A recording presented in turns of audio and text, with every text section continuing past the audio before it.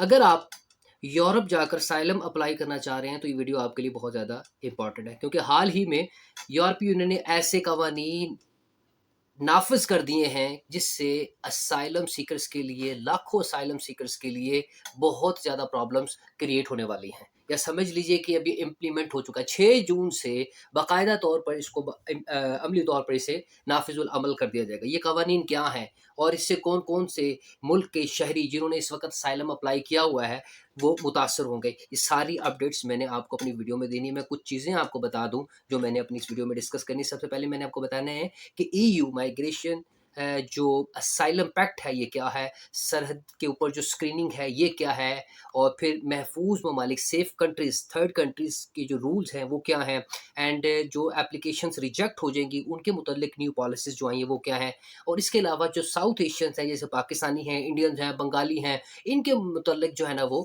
क्या इनका क्या मुस्तकबिल है। फिर इसके अलावा क्या अब यूरोप में असाइलम अप्लाई करना आसान है या फिर मुश्किल है। एट द एंड मैं आपको इंशाल्लाह इसका कंक्लूजन भी बताऊंगा। ठीक है, तो हम चलते हैं अपने इस लेटेस्ट न्यूज़ की तरफ जो कि यूरोप ने हाल ही में इसको बाकायदा तौर पर इंप्लीमेंट कर दिया। बताता चलूँ कि जून 2024 में इसका कानून पास हुआ था यूरोपीय यूनियन के अंडर, और बाकायदा तौर पर इसको जून 2026 में इंप्लीमेंट करने का प्लान कर लिया गया था। तो अब ये बाकायदा तौर पर इंप्लीमेंट हो चुका है। ठीक है, 6 जून 2026 को इसका मुकम्मल तौर पर नाफिज जो है ना ये हो जाएगा। अब सबसे पहले हम बात कर लेते हैं अपने सरहद पर स्क्रीनिंग की। ये जो बॉर्डर पर जो स्क्रीनिंग होती है ये क्या है। सबसे पहले अब यूरोप में आप जिस कंट्री में भी दाखिल होंगे वहाँ पर आपकी जो आइडेंटिटी है उसकी जो शनाख्त है वो बहुत ही सख्त तरीके से की जाएगी। आपके फिंगरप्रिंट्स लिए जाएंगे, बायोमेट्रिक्स, और उसको एक कंट्री से दूसरी कंट्री में भी आपको पता है कि जब भी आप यूरोप में जाते हैं तो जब आप शेंजन में एंटर होते हैं ना तो किसी एक शेंजन कंट्री का आपके पास अगर आपका डाटा चला जाता है ना तो वो सारी शेंजन कंट्रियों के पास जो है ना वो ऑटोमेटिकली सर्कुलेट कर जाता है। ठीक है, उसके ऊपर बहुत ज़्यादा सख्ती की गई। दूसरे नंबर पे साइलम जो एप्लीकेशन है उनको थोड़ा तेज़ नहीं, बहुत ज़्यादा तेज़ किया गया है, और ऐसे केसेस जो कमज़ोर हैं, जो जल्दी हो सकते हैं, उनको क्विक बेसिस के ऊपर ख़त्म करके जो जिन्होंने साइलम अप्लाई किया होगा उन्हें उनके ममालिक में दोबारा भेज दिया जाएगा। ठीक है।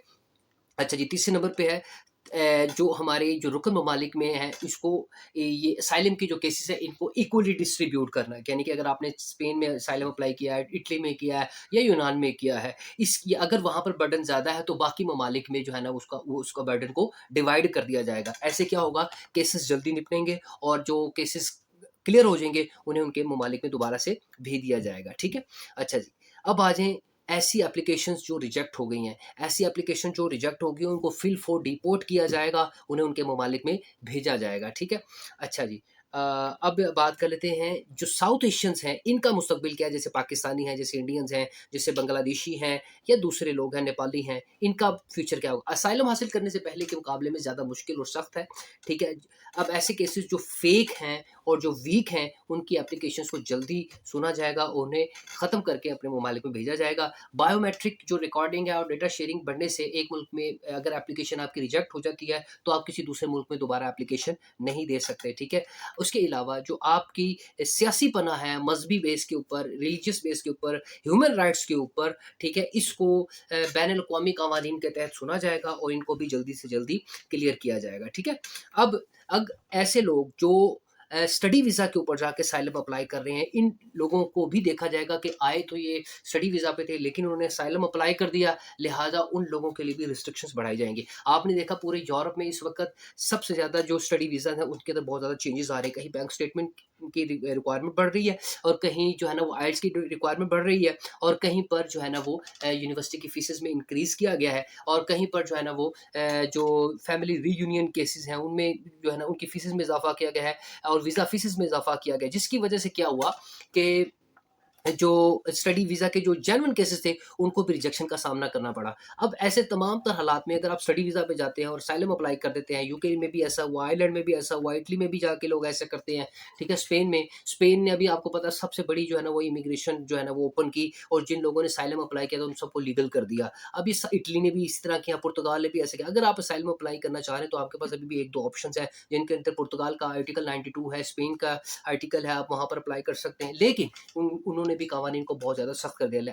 अब अगर हम इसको शॉर्टली अगर हम देखें तो शॉर्टली यही है कि यूरोपीय यूनियन ने जो कवानीन है असाइलम के वो इतने ज़्यादा सख्त करती हैं कि अब ना सिर्फ आप अप्लाई कर सकते हैं बल्कि उसे अप्रूव करने में भी आपको बहुत ज़्यादा टाइम लग सकता है, जिसकी वजह से आपको बहुत ज़्यादा मुश्किलात का सामना भी करना पड़ सकता है। लिहाज़ा अगर आप स्टडी वीज़ा पे गए हैं तो असाइलम अप्लाई ना करें, देयर आर मल्टीपल वेज़ कि आप उसको वो वेज़ जो है ना वो यूज़ कर सकते हैं। अभी जो जो रास्ता है यूरोप जाने का वो एक या तो टूरिस्ट वीज़ा पे आप जा सकते हैं या फिर आप स्टडी वीज़ा पे जा सकते हैं जो कभी बंद नहीं होगा और हर एक बंदे के लिए ओपन है, ठीक है? तो आप उस वीज़ा पे जा सकते हैं। लेकिन अगर आप इल्लीगल जाते हैं, कोई डंकी मार के जाता है, तो उसके लिए बहुत ज़्यादा मुश्किलात का सामना जो है ना वो उन लोगों को करना पड़ सकता है जो जाके असाइलम अप्लाई कर सकते हैं। आपका कोई क्वेश्चन है, आप ये चाहते हैं कि उसको क्लियर करें, तो आप मुझे कमेंट सेक्शन में बताइए, मैं उसके ऊपर अलग वीडियो बना दूँगा। इसके अलावा आप हमारे सोशल मीडिया को फॉलो कर लीजिए जहाँ पर मैं डेली अपडेट्स दे रहा हूँ स्टडी से रिलेटेड, स्कॉलरशिप से रिलेटेड, ठीक है? ताकि आपको वो भी अपडेट्स मिल जाए। व्हाट्सएप चैनल है, इंस्टाग्राम है, यूट्यूब है और मेरा इसके अलावा